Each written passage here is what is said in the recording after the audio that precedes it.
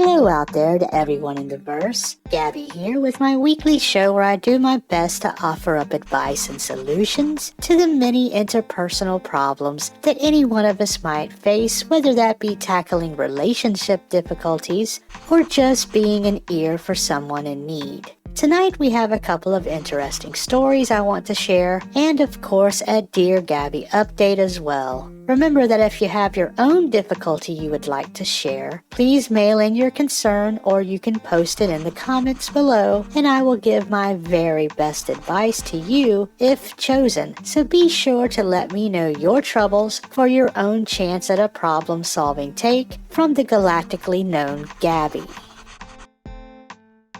Welcome back, Trumbull. How was your trip to the Pyro system to capture footage? It was pretty calm for the most part, and not the crazy outlaw haven I thought it would be.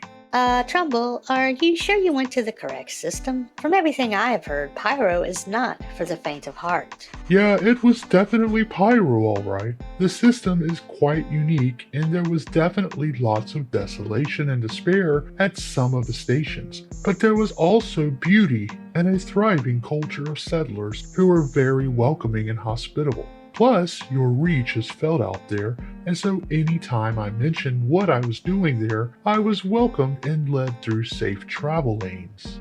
Well, I'm glad you did not run into any trouble out there and were able to get the needed footage for today's episode. By the way, did you find any new sponsors while you were out there? Not really. I did see some interesting eatery options, but nothing on the vegetarian front like I know you prefer. That's okay, Trumbull. We'll just stick with what we have for now. And so speaking of, Trumbull, roll the thing.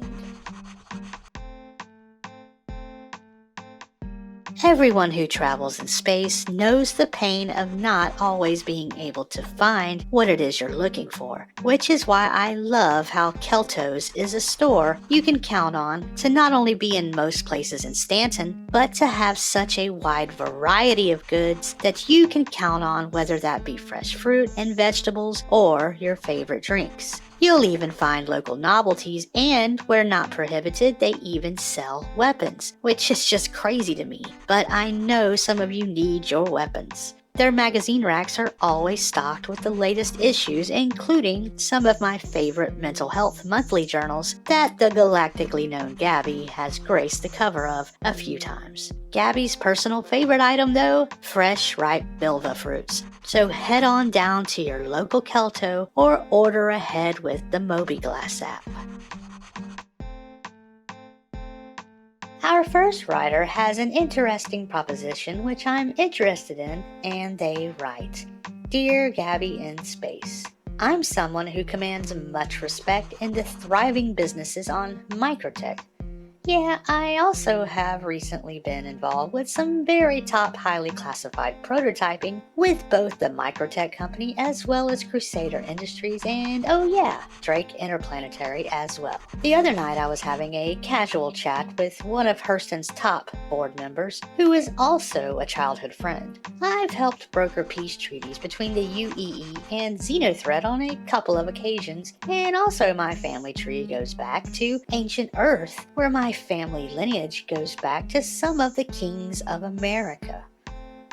Now I'm writing today to let you know that I would like to offer up my services, for whom you can clearly see I have quite the history and pedigree to offer such services. I feel like your listeners are not well informed at times of the comings and goings in the verse, and with my many connections, I would like to clue people in on those behind-the-scenes stories that they might not be aware of. I could of course write in with my observations, or you could even interview me if you like, whatever you prefer. So as a proof of concept here, I will give you a tease of just what I can offer.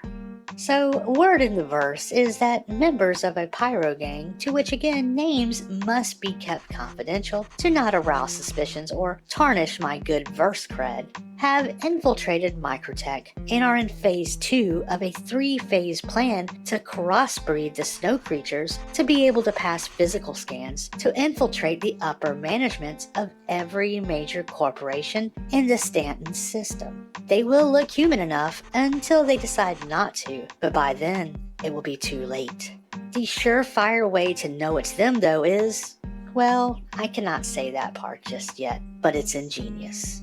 So anyway, galactically known Gabby, it's now time you met Guiles of Nobility, and I await your response. Dear Guiles of Nobility, I must say that you are quite the character, and you know what? I hope you will continue to write in and tell us about the many wild rumors floating around the verse.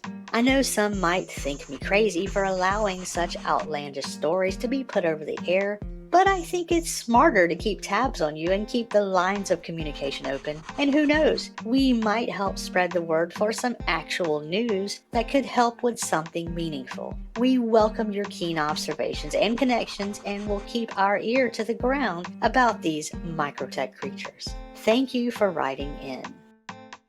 So our next writer has a bone to pick with me, and they write, Dear Gabby in Space, or should I say Dear Hypocrite in Space. I am an anti-war citizen who supports peace across all systems. I am a human, and even though our species is known for waging war across any and every system that we inhabit, I am still hopeful for peace. But then I see entertainers such as yourself who only give half-measured support for such things, and so for instance, I want to pick apart how hypocritical it is of you to support Origin, but then none of the other ship manufacturers because they also sell weaponry. Origin ships have weapons, but yet you do not mind giving them your support and praise. So if I am to understand you correctly here, it's okay to have weapons on a ship so long as it serves caviar. Is that the message I am to take from your messaging? I feel like you should just go out and support Drake if that is your only reason for not supporting a company because they all have weapons on them, which is part of the problem. If ships didn't have weapons, we couldn't have space wars. Improve your messaging and try to line up your ideologies a little better. Signed, No Love, No War. Dear No Love, No War, I like your name you chose. It's clever and you are right. Origin ships do have weapons, but as you said, name a ship besides some mining vehicles that do not come standard with weapons.